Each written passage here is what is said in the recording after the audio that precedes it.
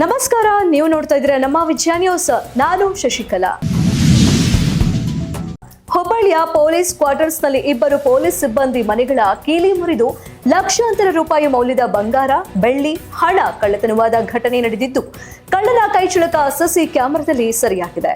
ಹೌದು, ನಗರದ Chanakyapuri police quarters ಹಾಗೂ ಸಿಎಆರ್ ಮೈದಾನ ಬಳಿಯ ಪೊಲೀಸರು ವಾಸಿಸುವ ನಿವಾಸಗಳಲ್ಲಿ ಇಬ್ಬರು ಪೊಲೀಸ್ ಸಿಬ್ಬಂದಿ ಮನೆಗಳಿಗೆ ಕಳ್ಳರು ನುಗ್ಗಿ ಬಂಗಾರ, ಬೆಳ್ಳಿ, ಆಭರಣ ಹಾಗೂ ನಗದು ಸೇರಿ ಬರೋಬ್ಬರಿ 25 ಲಕ್ಷ ಮೌಲ್ಯದ ವಸ್ತುಗಳನ್ನ ಕಳ್ಳತನ ಮಾಡಿಕೊಂಡು ಎಸ್ಕೇಪ್ ಆಗಿದ್ದಾರೆ.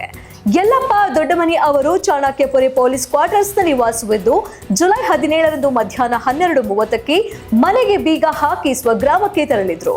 ಜುಲೈ 19ರಂದು ಸಂಜೆ 7 ಗಂಟೆಗೆ ಹಿಂದಿರುಗಿದಾಗ ಮನೆಗೆ ಕಳ್ಳರು ನುಗ್ಗಿದ ವಿಚಾರ ಗೊತ್ತಾಗಿದೆ. ಇನ್ನು ಇದೇ ವೇಳೆ ಸಿಎಆರ್ ಮೈದಾನ ಹತ್ತಿರವಿರುವ ಪೊಲೀಸ್ ಕ್ವಾರ್ಟರ್ಸ್ನಲ್ಲಿ ವಾಸಿಸುತ್ತಿರುವ ಸುನಿಲ್ ಕುಮಾರ್ ಲಂಬಾಣಿ ಅವರ ಮನೆಯಲ್ಲಿ ಸಹ ಇದೇ ರೀತಿಯ ಕಳ್ಳತನ ನಡೆದಿದೆ. ಇಲ್ಲಿ ಸಹ ಬಂಗಾರ ಹಾಗೂ ಬೆಳ್ಳಿಯ ಆಭರಣಗಳು ಕಳ್ಳತನವಾಗಿದೆ. ಈ ಕುರಿತು ಉಪನಗರ ಪೊಲೀಸ್ ಠಾಣೆಯಲ್ಲಿ ಪ್ರಕರಣ ದಾಖಲಾಗಿದ್ದು, ಪೊಲೀಸರು ಸ್ಥಳಕ್ಕೆ ಭೇಟಿ ನೀಡಿ ಪರಿಶೀಲನೆಯನ್ನ ನಡೆಸಿದ್ದಾರೆ. ಸಿಸಿಟಿವಿ ದೃಶ್ಯಾವಳಿಗಳ ಪರಿಶೀಲನೆ ಹಾಗೂ ಶಂಕಿತರ ವಿಚಾರಣೆ ಮುಂದುವರೆದಿದೆ. ನಿವಾಸಿಗಳ ನಡುವೆ ಭಯದ ವಾತಾವರಣ ತಲೆದೋರಿದ್ದು, ಮುನ್ನೆಚ್ಚರಿಕೆ ಕ್ರಮಗೊಳ್ಳುವಂತೆ ಹಿರಿಯ ಅಧಿಕಾರಿಗಳು ತಿಳಿಸಿದ್ದಾರೆ.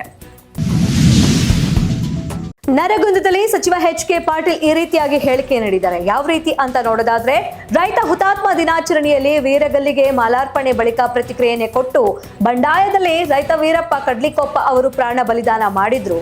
ರೈತರ ಹೋರಾಟದ ಸ್ಮರಣೆಗಾಗಿ ಪುತ್ಥಳಿ ನಿರ್ಮಿಸಬೇಕೆಂದು ನಿರ್ಣಯಿಸಿದ್ದೇವೆ.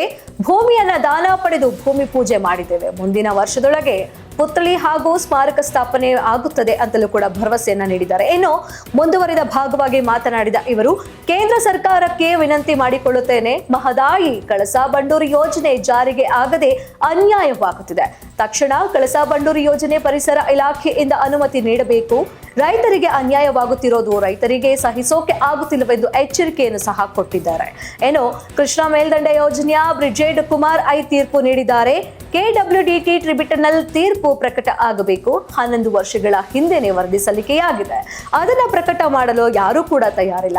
ಇಂಟರ್ ಸ್ಟೇಟ್ ವಾಟರ್ ವಿವಾದ ಕಾಯ್ದೆಯ ಸೆಕ್ಟರ್ 6(1) ಪ್ರಕಾರ ಐ ತೀರ್ಪು ಘೋಷಣೆ ರಾಜ್ಯ ಪತ್ರ ಹೊರಡಿಸಬೇಕಿರೋದು ಕೇಂದ್ರ ಸರ್ಕಾರದ ಕಡ್ಡಾಯ ಕೆಲಸವಾಗಿದ್ರೂ ಸಹ ದಶಕಗಳು ಕಳೆದ್ರೂ ಮಾಡದೇ ಇರೋದು ಕೇಂದ್ರ ಸರ್ಕಾರ ಮಾಡುತ್ತಿರೋದು ದೊಡ್ಡ ಅನ್ಯಾಯವಾಗಿದೆ.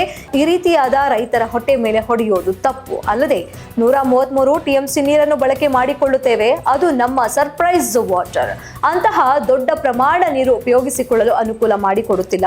ಕೇಂದ್ರ ಸರ್ಕಾರ ತಕ್ಷಣ ನಮ್ಮ ರಾಜ್ಯಕ್ಕೆ ನ್ಯಾಯ ನೀಡುವ ದೃಷ್ಟಿಯಿಂದ KUWDT2 ಬ್ರಿಜೇಶ್ ಕುಮಾರ್ ಅವಾರ್ಡ್ನ ನೋಟಿಸ್ ಮಾಡಬೇಕು.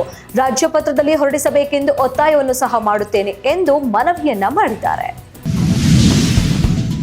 ಅಮಾಯಕ ರೈತರಿಂದ ಭತ್ತ ಖರೀದಿ ಮಾಡಿ 30 ಕೋಟಿಗೂ ಅಧಿಕ ಪಂಗನಾಮ ಹಾಕಿ ಕಾಣೆಯಾಗಿದ್ದ ಶಿವರಾಮನನ್ನ ಮಾನ್ವಿ ಪೊಲೀಸರು ಕರೆತಂದಿದ್ದಾರೆಂದು ವಿಷಯ ತಿಳಿದ ಹಿನ್ನೆಲೆಯಲ್ಲಿ ನೂರಾರು ರೈತರು ಜಮಾವಣೆಗೊಂಡು ನಮಗೆ ನ್ಯಾಯ ಬೇಕು ಎಂದು ಆಗ್ರಹವನ್ನು ವ್ಯಕ್ತಪಡಿಸಿದ ಘಟನೆ ಜರುಗಿತು.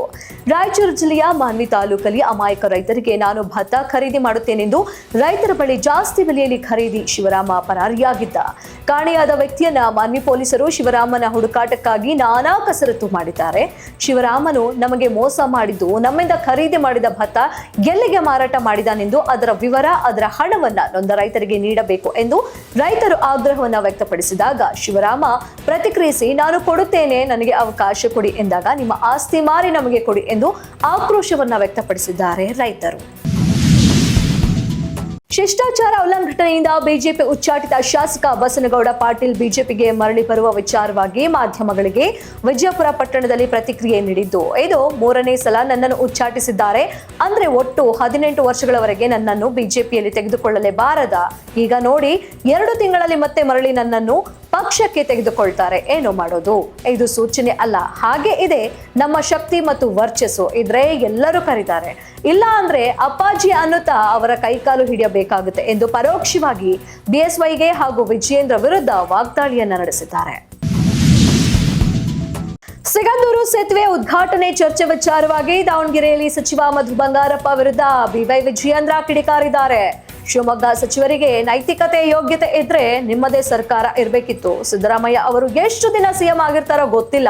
ಶಿವಮೊಗ್ಗಕ್ಕೆ ಅನುದಾನ ತಂದು ಕೆಲಸ ಮಾಡಿ. ಮೊದಲು ಬಿಎಸ್ವೈ ಹಾಗೂ ಬಿವೈ ರಾಘವೇಂದ್ರ ಅವರ ಶ್ರಮದಿಂದ 458 ಕೋಟಿ ಅತಿ ದೊಡ್ಡ ಸೇತುವೆ ನಿರ್ಮಾಣ ಆಗಿದೆ. ತಾಕತ್ ಇದ್ರೆ ಪೊಕ್ಸಟ್ಟೆ ಮಾತಾಡೋದು ಬಿಟ್ಟು ಕಾಮಗಾರಿ ತರಲಿ. ತಂದ ಕಾಮಗಾರಿಗೆ ವಿರೋಧಿಸೋದು ಬೇಡ. ಇವರ ಯೋಗ್ಯತೆ ನಡತೆ ಎಲ್ಲವನ್ನು ಜನರು ಗಮನಿಸುತ್ತಿದ್ದಾರೆ. ಜನ ಇವರಿಗೆ ತಕ್ಕ ಉತ್ತರ ಕೊಡುತ್ತಾರೆ ಎಂದು ಗುಡುಗಿದ್ದಾರೆ. ನೀವು ನೋಡ್ತಾ ಇದ್ದೀರಾ ನಮ್ಮ ವಿಜಯ ನ್ಯೂಸ್, ಭರವಸೆ ಬದುಕಿನ ವಿಜಯ.